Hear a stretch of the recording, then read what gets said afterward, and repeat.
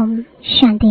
आज 10 सितंबर 2024 बाबा के महावाक्य है, मीठे बच्चे, माया को वश करने का मंत्र है मन मना भव। इसी मंत्र में सब खूबियां समाई हुई है। यही मंत्र तुम्हें पवित्र बना देता है। प्रश्न है, माया की सेफ्टी का नंबर 1 साधन कौन सा है और कैसे? उत्तर है, याद की यात्रा ही सेफ्टी का नंबर 1 साधन है, क्योंकि इस याद से ही तुम्हारे कैरेक्टर सुधरते हैं। तुम माया पर जीत पा लेते हो। याद से पतित कर्मेंद्रियां शांत हो जाती है। याद से ही बल आता है। ज्ञान तलवार में याद का जौहर चाहिए। याद से ही मीठे सतप्रधान बनेंगे, कोई को भी नाराज नहीं करेंगे। इसलिए याद की यात्रा में कमजोर नहीं बनना है। अपने आप से पूछना है कि हम कहाँ तक याद में रहते हैं। ओम शांति। मीठे मीठे रूहानी बच्चों को रोज रोज सावधानी जरूर देनी होती है। कौन सी? Safety first. सेफ्टी क्या है? याद की यात्रा से तुम बहुत बहुत सेफ रहते हो। मूल बात ही बच्चों के लिए यह है। बाप ने समझाया है, तुम बच्चे जितना याद की यात्रा में तत्पर रहेंगे उतनी खुशी भी रहेगी और मैनर्स भी ठीक होंगे, क्योंकि पावन भी बनना है, कैरेक्टर्स भी सुधारना है। अपनी जांच करनी है, मेरा कैरेक्टर किसको दुख देने जैसा तो नहीं है, मुझे कोई देह अभिमान तो नहीं आता है। यह अच्छी रीति अपनी जांच रखनी है। बाप बैठ बच्चों को पढ़ाते हैं। तुम बच्चे पढ़ते भी हो तो फिर पढ़ाते भी हो। बेहद का बाप सिर्फ पढ़ाते हैं, बाकी तो सब है देहधारी। इसमें सारी दुनिया आ जाती है। एक बाप ही विदेही है। वह तुम बच्चों को कहते हैं कि तुमको भी विदेही बनना है। मैं आया हूँ तुमको विदेही बनाने। पवित्र बनकर ही वहाँ जाएंगे। छीछी को तुम साथ ले नहीं जाएंगे। इसलिए पहले पहले मंत्र ही यह देते हैं। माया को वश करने का यह मंत्र है। पवित्र होने का यह मंत्र है। इस मंत्र में बहुत खूबियां भरी हुई है। इनसे ही पवित्र बनना है। मनुष्य से देवता बनना है। जरूर हम ही देवता थे, इसलिए बाप कहते हैं अपनी सेफ्टी चाहो, मजबूत महावीर बनना चाहो तो यह पुरुषार्थ करो। बाप तो शिक्षा देते रहेंगे, भर ड्रामा भी कहते रहेंगे। ड्रामा अनुसार बिल्कुल ठीक ही चल रहा है, फिर आगे के लिए भी समझाते रहेंगे। याद की यात्रा में कमजोर नहीं बनना है। बाहर रहने वाली बांधेली गोपिकाएं जितना याद करती हैं उतना सामने रहने वाले भी याद नहीं करते हैं, क्योंकि उनको तड़फन होती है शिव बाबा से मिलने की। जो मिल जाते हैं उन्हों का पेट जैसे कि भर जाता है। जो बहुत याद करते हैं वह उच्च पद पा सकते हैं। देखा जाता है अच्छे अच्छे बड़े बड़े सेंटर संभालने वाले मुख्य भी याद की यात्रा में कमजोर है। याद का जौहर बहुत अच्छा चाहिए। ज्ञान तलवार में याद का जौहर न होने कारण किसको तीर लगता ही नहीं, पूरा मरते नहीं। बच्चे कोशिश करते हैं ज्ञान का बाण लगाकर बाप का बनाए व मरजीवा बनाए, परंतु मरते नहीं तो जरूर ज्ञान तलवार में गड़बड़ है। बाबा भल जानते हैं ड्रामा बिल्कुल एक्यूरेट चल रहा है, परंतु आगे के लिए तो समझाते रहेंगे ना। हर एक अपने दिल से पूछो, हम कहाँ तक याद करते हैं। याद से ही बल आएगा। इसलिए कहा जाता है ज्ञान तलवार में जौहर चाहिए। ज्ञान तो बहुत सहज रीति समझा सकते हैं। जितना जितना याद में रहेंगे उतना बड़े मीठे बनते जाएंगे। तुम सतप्रधान थे तो बहुत मीठे थे, अब फिर सतप्रधान बनना है। तुम्हारा स्वभाव भी बहुत मीठा चाहिए। कभी रंज यानी नाराज नहीं होना चाहिए। ऐसा वातावरण ना हो जो कोई रंज हो, ऐसी कोशिश करनी चाहिए, क्योंकि यह ईश्वरीय कॉलेज स्थापन करने की सर्विस बहुत ऊंची है। विश्वविद्यालय तो भारत में बहुत गाए जाते हैं, वास्तव में वह है नहीं। विश्वविद्यालय तो एक ही होता है। बाप आकर सबको मुक्ति, जीवन मुक्ति देते हैं। बाप जानते हैं सारी दुनिया के जो भी मनुष्य मात्र है सब खत्म होने हैं। बाप को बुलाया भी इसलिए है कि छीछी दुनिया का खात्मा और नई दुनिया की स्थापना करो। बच्चे भी समझते हैं बरोबर बाप आया हुआ है। अभिमाया का पंप कितना है, फॉल ऑफ पॉम्पिया का खेल भी दिखाते हैं। बड़े बड़े मकान आदि बना रहे हैं, यह है पंप। सतयुग में इतने मंजिल के मकान बनते नहीं हैं, यहाँ बनते हैं क्योंकि रहने के लिए जमीन कम है। विनाश जब होता है तब सब बड़े बड़े मकान भी गिर पड़ते हैं। आगे इतनी बड़ी बड़ी बिल्डिंग नहीं बनती थी। बॉम्ब्स जब छोड़ेंगे तो ऐसे गिरेंगे जैसे ताश के पत्ते गिरते हैं। इसका मतलब यह नहीं कि वही मरेंगे बाकी दूसरे रह जाएंगे, नहीं। जो जहाँ होगा, चाहे समुद्र पर हो, पृथ्वी पर हो, आकाश में हो, पहाड़ों पर हो, उड़ रहा हो, सब खत्म हो जाएंगे। यह पुरानी दुनिया है ना, जो भी 84 लाख योनियां हैं, यह सब खत्म हो जानी है।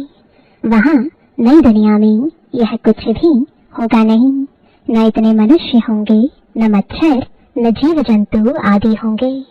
यहाँ तुम ढेर के ढेर है। अब तुम बच्चे भी देवता बनते हो तो वहाँ हर चीज सत प्रधान होती है। यहाँ भी बड़े आदमी के घर में जाएंगे तो बड़ी सफाई आदि रहती है। तुम सबसे जास्ती बड़े देवता बनते हो। बड़े आदमी भी नहीं कहेंगे, तुम बहुत ऊंच देवताएं बनते हो। यह कोई नई बात नहीं है। 5000 वर्ष पहले भी तुम यह बने थे नंबरवार।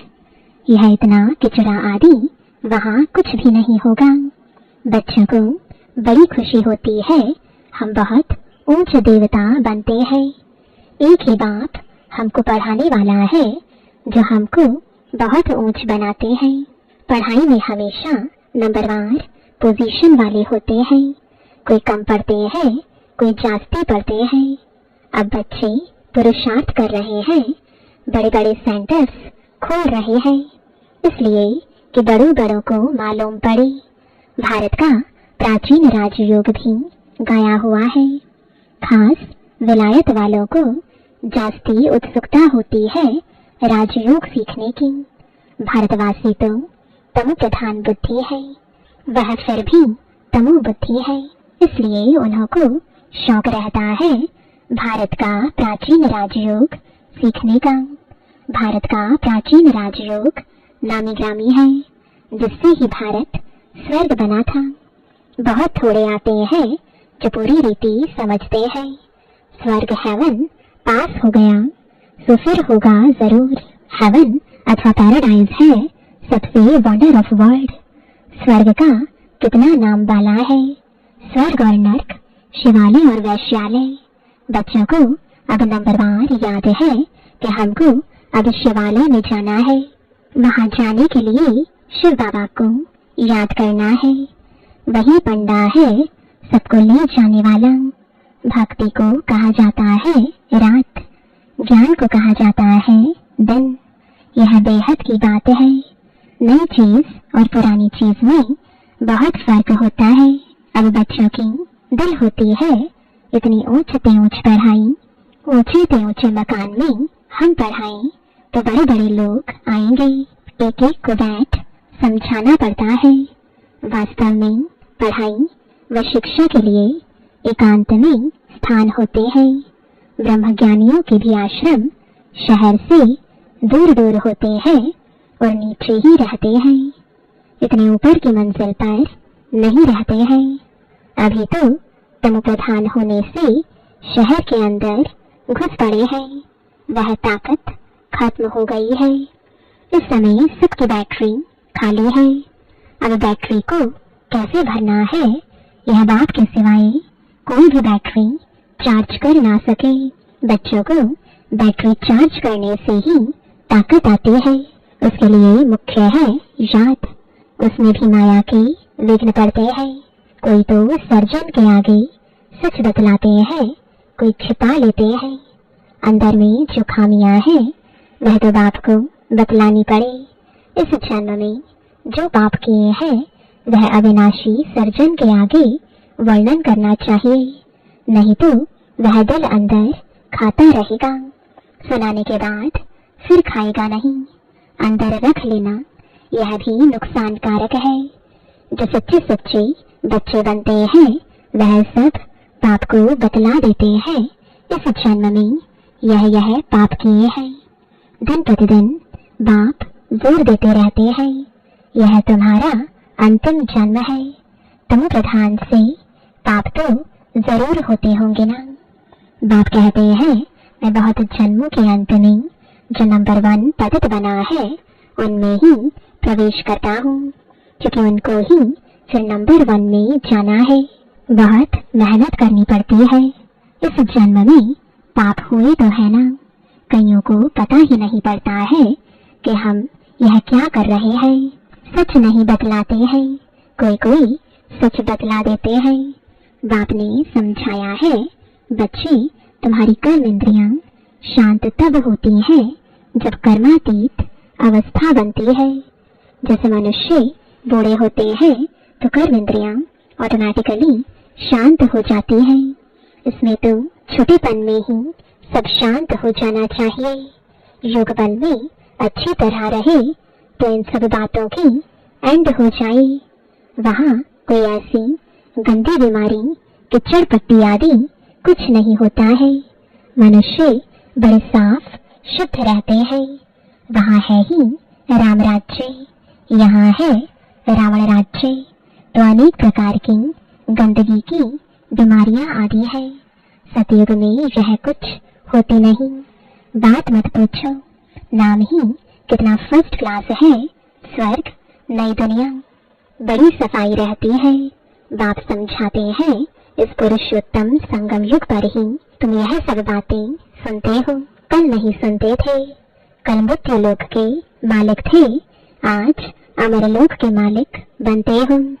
निश्चय हो जाता है कल मृत्यु लोक में थे, अभी संगम युग पर आने से अमर लोक में जाने के लिए तुम पुरुषार्थ कर रहे हो। पढ़ाने वाला भी अब मिला है। जो अच्छी रीति पढ़ते हैं तो पैसा आदि भी अच्छा कमाते हैं। बलिहारी पढ़ाई की कहेंगे, यह भी ऐसे है। इस पढ़ाई से तुम बहुत ऊंच पद पाते हो। अभी तुम रोशनी में हो। यह भी सिवाय तुम बच्चों के और कोई को मालूम नहीं है। तुम भी फिर घड़ी घड़ी भूल जाते हो, पुरानी दुनिया में चले जाते हो। भूलना माना पुरानी दुनिया में चले जाना। अभी तुम संगम युगी ब्राह्मणों को मालूम है कि हम कलयुग में नहीं है। यह सदैव याद रखना है, हम नए विश्व के मालिक बन रहे हैं। बाप हमको पढ़ाते ही हैं नई दुनिया में जाने के लिए। यह है शुद्ध अहंकार, वह है अशुद्ध अहंकार। तुम बच्चों को तो कभी अशुद्ध ख्यालात भी नहीं आने चाहिए। पुरुषार्थ करते करते आखिरी पिछाड़ी में रिजल्ट निकलेगी। बाप समझाते हैं इस समय तक सब पुरुषार्थी हैं। इम्तिहान जब होता है तो नंबरवार पास हो फिर ट्रांसफर हो जाते हैं। तुम्हारी है बेहद की पढ़ाई, जिसको सिर्फ तुम ही जानते हो। तुम कितना समझाते हो, नए नए आते रहते हैं बेहद के बाप से वर्षा पाने के लिए। भल दूर रहते हैं फिर भी सुनते सुनते निश्चय बुद्धि हो जाते हैं। ऐसे बाप के सम्मुख भी जाना चाहिए। जिस बाप ने बच्चों को पढ़ाया है ऐसे बाप से सम्मुख तो जरूर मिलना चाहिए। समझ कर ही यहाँ आते हैं। कोई नहीं समझे हुए हैं तो भी यहाँ आने से समझ जाते हैं। बाप कहते हैं दिल में कोई भी बात हो, समझ में नहीं आती हो तो भल पूछो। बाप तो चुंबक है ना, जिसकी तकदीर में है वह अच्छी रीति पकड़ सकते हैं, तकदीर में नहीं है तो फिर खलास, सुना अनसुना कर देते हैं। यहाँ कौन बैठ पढ़ाते हैं? भगवान, उनका नाम है शिव। शिव बाबा ही हमको स्वर्ग की बादशाही देते हैं। फिर कौन सी पढ़ाई अच्छी? तुम कहेंगे हमको शिव बाबा पढ़ाते हैं, जिससे 21 जन्मों की बादशाही मिलती है। ऐसे ऐसे समझाते समझाते ले जाते हैं। कोई तो पूरा न समझने कारण इतनी सर्विस नहीं कर सकते हैं, बंधन की जंजीरों में जकड़े रहते हैं। शुरू में तो तुम कैसे अपने को जंजीरों से छुड़ा कर आए, जैसे कोई मस्तानी होते हैं। यह भी ड्रामा में पार्ट था जो कशिश हुई। ड्रामा में भट्टी बननी थी, जीते जी मरे फिर माया की तरफ कोई कोई चले गए। युद्ध तो होती है ना, माया देखती है इसने बड़ी हिम्मत दिखाई है। अब हम भी ठोक कर देखते हैं कि पक्के हैं व नहीं। बच्चों की कितनी संभाल होती थी, सब कुछ सिखलाते थे। तुम बच्चे एल्बम आदि देखते हो, लेकिन सिर्फ चित्र देखने से भी समझ ना सके। कोई बैठ समझाए कि क्या क्या होता था, कैसे भट्टी में पड़े थे, फिर कोई कैसे निकले, कोई कैसे। जैसे रुपए छपते हैं तो भी कोई कोई खराब हो पड़ते हैं। यह भी ईश्वरीय मिशनरी है। ईश्वर बैठ धर्म की स्थापना करते हैं। यह बात किसको भी पता नहीं है। बाप को बुलाते भी हैं, परंतु जैसे दवाई समझते ही नहीं। कहते हैं यह कैसे हो सकता है। माया रावण एकदम ऐसा बना देती है। शिव बाबा की पूजा भी करते हैं, फिर कह देते सर्वव्यापी।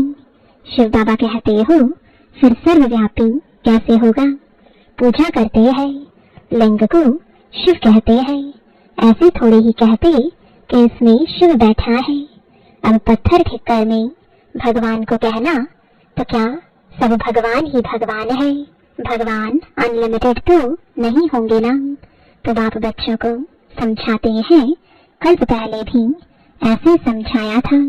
अच्छा, मीठे मीठे सिकिलते बच्चों प्रति माता पिता बाप दादा का याद प्यार और गुड मॉर्निंग।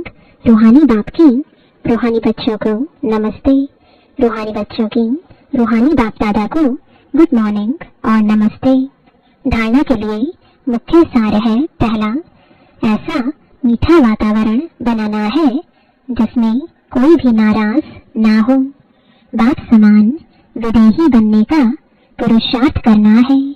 याद के बल से अपना स्वभाव मीठा और कर्म इंद्रियां शांत करनी है। दूसरा, सदा इसी नशे में रहना है कि अभी हम संगम युगी हैं, कल युगी नहीं। बाप हमें नए विश्व का मालिक बनाने के लिए पढ़ा रहे हैं। अशुद्ध ख्यालात समाप्त कर देने हैं।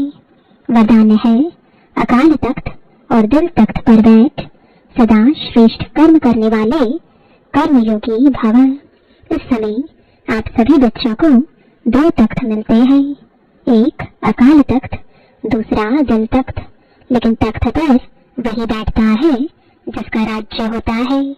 जब अकाल तख्त नशीन है तो स्वराज्य अधिकारी है, और बाप के दिल तख्त नशीन है तो बाप के वर्षे के अधिकारी है, जिसमें राज्य भाग्य सब आ जाता है। कर्मयोगी अर्थात दोनों तख्त नशीन।